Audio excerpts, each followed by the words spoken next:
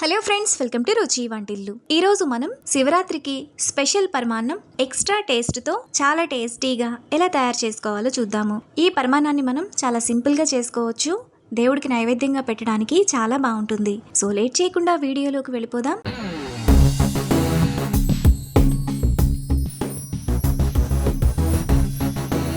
ముందుగా పరమాన్నం చేసుకోవడానికి స్టవ్ మీద పాన్ పెట్టుకొని అందులో 2 టేబుల్ స్పూన్లు నెయ్యి వేసుకోవాలి. నెయ్యి వేడైన తర్వాత 1 టేబుల్ స్పూన్ జీడిపప్పు, 1 టేబుల్ స్పూన్ కిస్మిస్ వేసుకొని కలర్ మారేంత వరకు మీడియం ఫ్లేమ్లో ఫ్రై చేసుకోవాలి. జీడిపప్పు కిస్మిస్ ఇలా ఫ్రై అయిన తర్వాత స్టవ్ ఆఫ్ చేసుకొని పక్కన పెట్టుకోవాలి. ఇప్పుడు కుక్కర్ తీసుకొని అందులో 2 టేబుల్ స్పూన్ల పచ్చిశనగపప్పు, 1 టేబుల్ స్పూన్ పెసరపప్పు వేసుకోవాలి. ఇప్పుడు నీళ్లు పోసుకొని 2-3 సార్లు బాగా కడగాలి. పెసరపప్పును పచ్చిశనగపప్పును ఇలా కడిగిన తర్వాత 1/2 గ్లాసు నీళ్లు పోసుకోవాలి. ఇప్పుడు కుక్కర్ మూత విజిల్ పెట్టుకొని 3 విజిల్స్ వచ్చేంత వరకు మీడియం ఫ్లేమ్లో ఉడకనివ్వాలి. మనకు కుక్కర్ విజిల్ వచ్చే లోపల ఒక బౌల్ తీసుకొని అందులో ఒక చిన్న కప్పు బియ్యాన్ని వేసుకోవాలి. ఇప్పుడు నీళ్లు పోసుకొని 3-4 సార్లు బాగా కడగాలి. బియ్యాన్ని ఇలా కడిగిన తర్వాత బియ్యం మునిగేంత వరకు నీళ్లు పోసుకొని పక్కన పెట్టుకోవాలి. కుక్కర్ విజిల్స్ వచ్చి ప్రెషర్ పోయిన తర్వాత పచ్చిశనగపప్పు ఈ విధంగా బాగా ఉడికిపోతుంది. ఇప్పుడు ఈ కుక్కర్ని పక్కన పెట్టుకోవాలి. తర్వాత స్టవ్ మీద గిన్నె పెట్టుకొని అందులో 6 కప్పుల పాలు పోసుకోవాలి.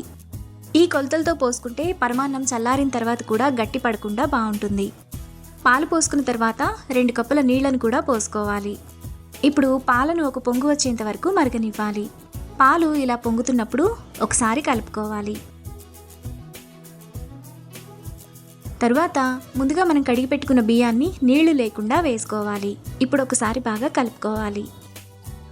ఇలా కలుపుకున్న తర్వాత బియ్యాన్ని మీడియం ఫ్లేమ్లో ఉడకనివ్వాలి. మధ్య మధ్యలో ఇలా కలుపుతూ ఉండాలి. బియ్యం ఈ విధంగా బాగా ఉడికిపోయిన తర్వాత అందులో ముందుగా మనం పక్కన పెట్టుకున్న పచ్చిశనగపప్పు పెసరపప్పును వేసుకొని 2-3 నిమిషాల పాటు బాగా కలుపుకోవాలి.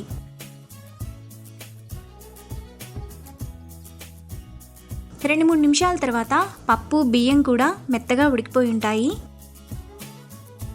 ఇప్పుడు స్టవ్ను సిమ్ ఫ్లేమ్లో పెట్టుకొని 2 కప్పుల బెల్లం వేసుకోవాలి. మనం తీసుకున్న బియ్యానికి బెల్లం కరెక్ట్గా సరిపోతుంది. మీకు ఇంకొంచెం తీపి కావాలనుకుంటే ఇంకొద్దిగా బెల్లాన్ని వేసుకోవచ్చు. ఇప్పుడు బెల్లం కరిగిపోయేంత వరకు 2-3 నిమిషాల పాటు సిమ్ ఫ్లేమ్లో మాత్రమే కలుపుకోవాలి. 2-3 నిమిషాల తర్వాత బెల్లం కరిగిపోయి పరమాన్నం రెడీ అయిపోతుంది. ఇప్పుడు లాస్ట్లో 1/2 టీ స్పూన్ యాలకుల పొడి, ముందుగా ఫ్రై చేసుకున్న జీడిపప్పు కిస్మిస్ను నెయ్యితో కలిపి వేసుకోవాలి. ఇప్పుడు ఒకసారి బాగా కలుపుకోవాలి. మనకు చాలా టేస్టీగా శివరాత్రి స్పెషల్ పరమాన్నం ఎక్స్ట్రా టేస్ట్తో రెడీ అయిపోయింది. ఇప్పుడు ఈ పరమాన్నాన్ని నైవేద్యంగా సర్వ్ చేసుకుంటే ఎంతో టేస్టీగా సింపుల్గా చేసుకునే పరమాన్నం రెడీ. ఈ రెసిపీని మీరు కూడా ట్రై చేసి మీకు టేస్ట్ ఎలా కుదిరిందో నాకు కామెంట్స్లో షేర్ చేయండి. ఈ వీడియో కనుక మీకు నచ్చినట్లయితే లైక్ చేసి షేర్ చేసి సబ్స్క్రైబ్ చేయండి.